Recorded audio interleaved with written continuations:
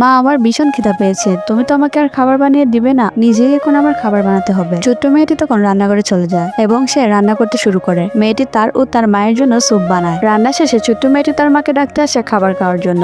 এতবার ডাকার পরও তার মার উঠে না। তার মা তো আর এই পৃথিবীতে নেই, উঠবে কি করে? কিন্তু ছোট্ট মেয়েটি এটা বুঝতে পারে না, তাই সে একাই খাবার খেতে শুরু করে। এইভাবে সে তার মৃত মায়ের সাথে 5 দিন কাটায়। একদিন তাদের বাড়িতে দুজন প্রতিবেশী বেড়াতে আসলে বুঝতে পারেন এই মেয়েটির মা আর বেঁচে নেই।